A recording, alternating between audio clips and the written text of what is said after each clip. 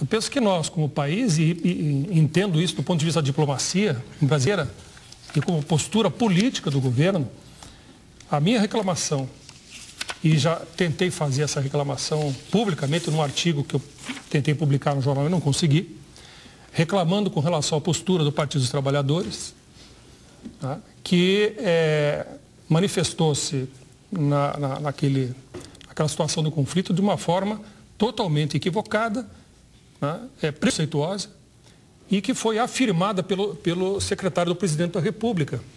Ora, aí a própria diplomacia brasileira teve que se equilibrar para desfazer o mal-entendido.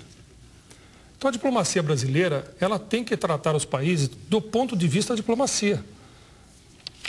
Tá?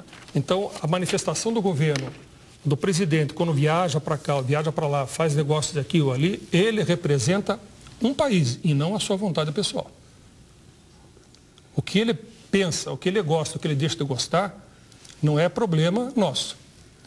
Então, eu quando fui reitor da universidade, por mais que eu seja de esquerda, eu representava ali pessoas que não eram de esquerda. E eu, como representação institucional do reitor, eu representava o conjunto das pessoas.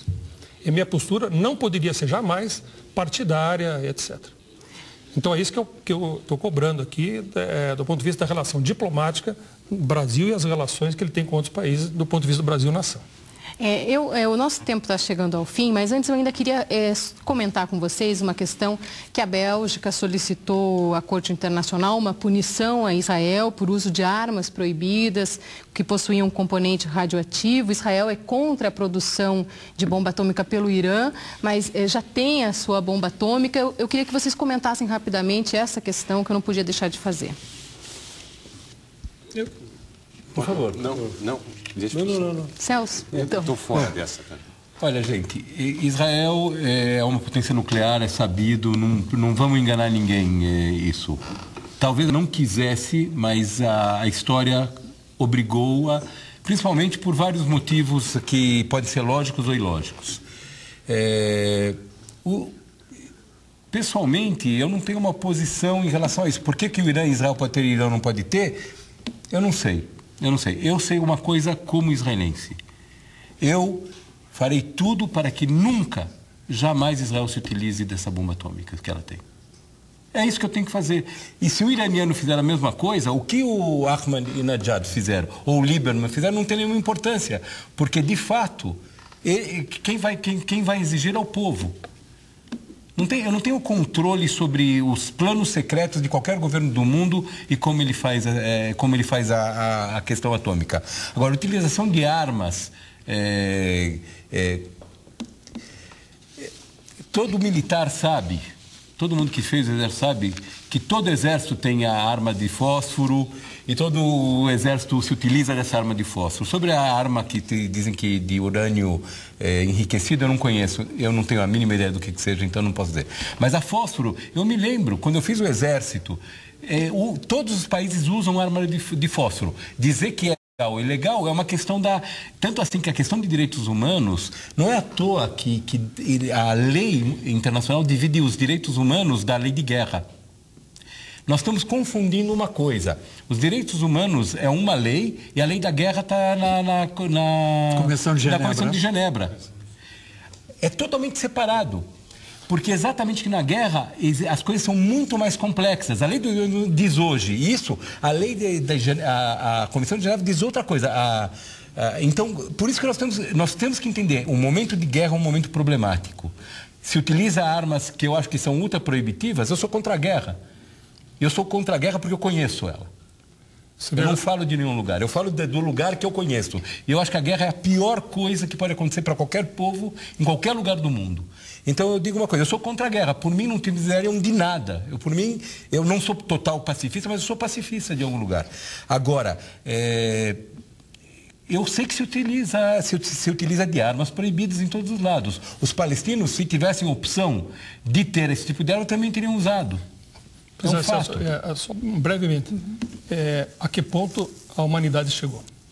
De dizer, bom, já que você tem, eu também quero ter uma arma nuclear.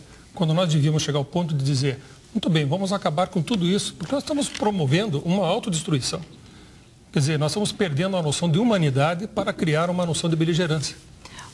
Nosso tempo está esgotando e eu vou então dar 30 segundos para que vocês façam as suas considerações finais aqui no programa de hoje. Começar em 30 segundos então para cada um.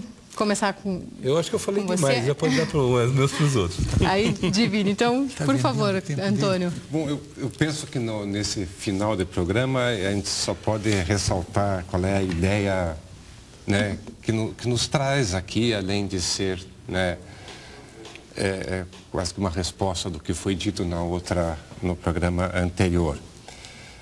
Mas manifestar que Israel, né, é um país pacifista, um país que tem uma história de paz, nunca teve uma história guerreira, pelo contrário, foi sempre um país inexpressivo nesse termo, e só aprendeu a guerrear a partir, não é, da experiência que foi tendo ao longo da história. No tempo de hoje, no mundo que nós estamos vivendo hoje, com a globalização, com a aproximação dos povos, apesar da globalização ter suas vantagens e suas desvantagens, as vantagens ainda são maiores. Não é mais possível pensar em termos de guerra, em termos de destruição de um povo ou outro. Não é? É preciso pensar na construção do povo palestino e é preciso pensar numa situação permanente de paz para Israel. É isso. Isaac.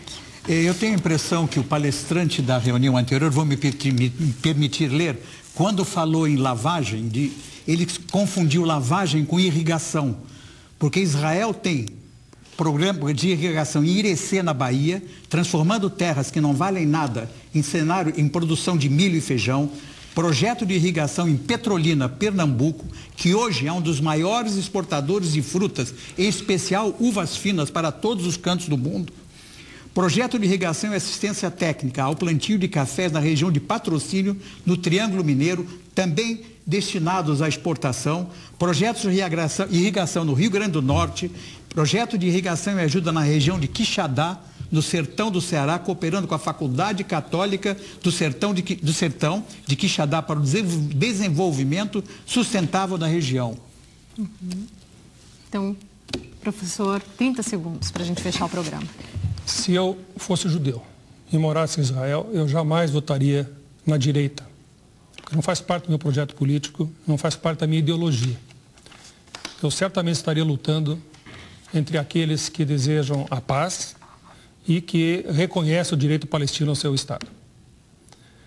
Mas jamais fiz e nem farei nenhum tipo de demonização de Israel e nem de criminalização de Israel.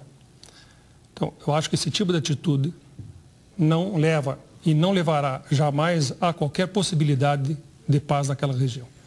E eu, dentro do limite que é possível, sou pacifista, humanista e sou intelectual de esquerda. Então, o programa de hoje